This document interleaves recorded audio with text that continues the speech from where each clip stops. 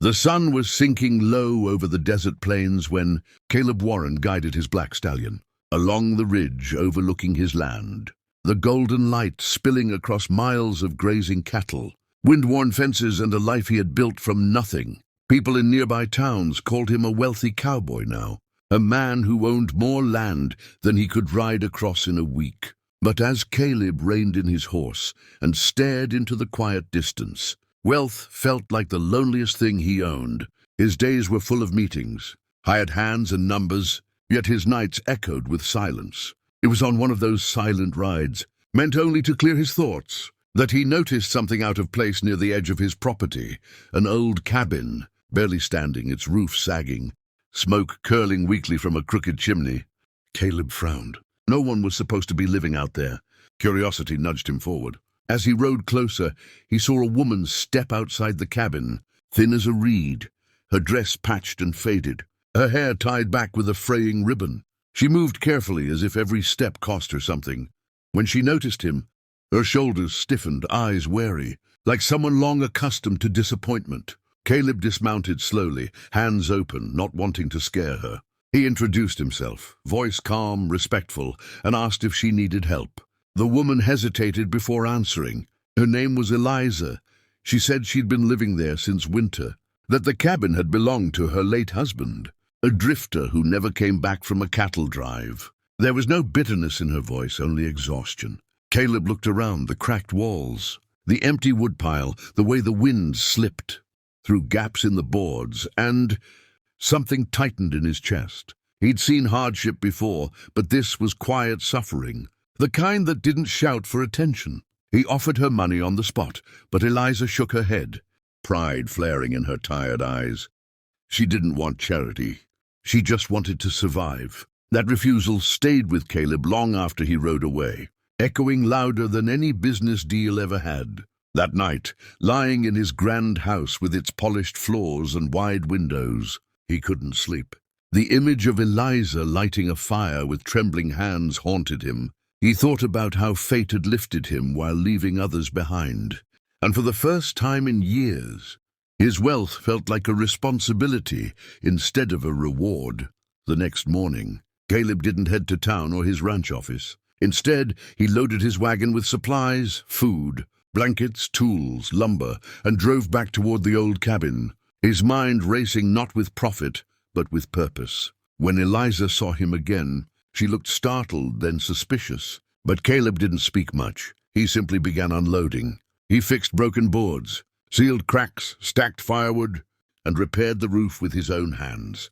Despite Eliza's protests that he didn't have to, he told her quietly that some things in life weren't transactions. As the days passed, Caleb kept coming back. He arranged for a doctor to visit, learning that Eliza had been sick for months, ignoring her own health to conserve what little money she had. He hired a teacher when he discovered she could read, but had never been taught properly, sitting with her in the evenings as she traced letters by lamplight, her confidence slowly returning. The townsfolk noticed. Whispers spread.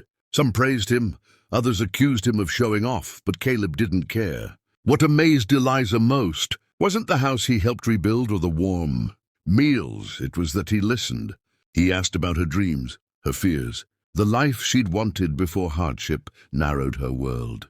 Slowly, the walls around her heart softened. One evening, as the sun dipped low and painted the sky in fire, Eliza asked him why he was doing all this. Caleb answered honestly. He said he had everything except meaning, and helping her reminded him that wealth should lift people, not separate them. Months later, the cabin had transformed into a warm, sturdy home. Eliza stood stronger, her eyes brighter, her laughter real. Caleb offered her work, managing a small schoolhouse he funded nearby, giving her independence rather than dependency. The day she accepted, tears fell freely from both of them, not from sadness, but from gratitude. And in that moment, something deeper grew between them, not born of rescue, but of respect. Years later, people would tell the story of the wealthy cowboy who changed a woman's life with one act of humanity. But Caleb would always say she changed his mordant time, has a way of revealing truths that moments cannot. And as seasons passed over the wide desert plains, Caleb and Eliza discovered that what began as an act of kindness had grown roots far deeper than either had expected. The little schoolhouse Caleb built near the cabin became a place of quiet miracles. Children who once roamed the dust now learned their letters, and Eliza stood before them with a confidence that surprised even herself. She no longer walked with hesitation or spoke with uncertainty. The woman who had once braced herself against the cold walls of a collapsing cabin now stood tall, her voice steady, her eyes filled with purpose. Caleb often watched from a distance, leaning against the fence as laughter spilled from the open windows, feeling something warm settle in his chest.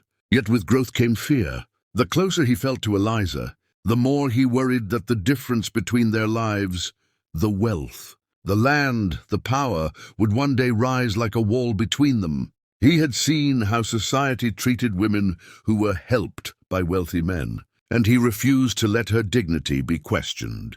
So he kept his distance, offering support but guarding his heart. Eliza noticed.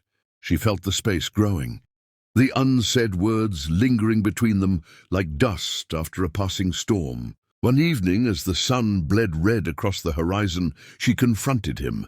She told him she was grateful, but she was not fragile, not owned, not a project.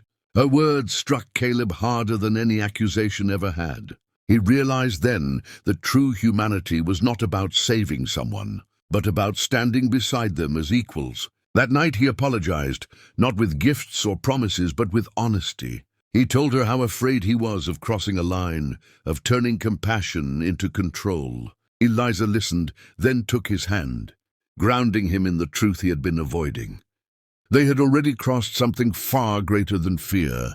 When a sudden drought hit the region months later, it tested everything they had built. Crops failed, cattle weakened, and desperation crept back into the land.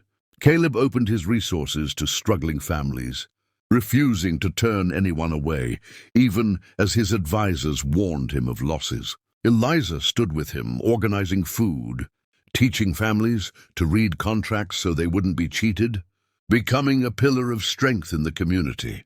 The people began to see them not as a wealthy cowboy and a poor widow, but as partners in purpose. And on a quiet morning, with no audience and no ceremony, Caleb asked Eliza to walk the land with him, not as someone he had helped, but as someone he loved. She said yes, not because he rescued her, but because he respected her. Years later, the story would be told differently by different mouths. Some would call it charity, others romance, but those who truly knew understood it was something rarer, shared humanity.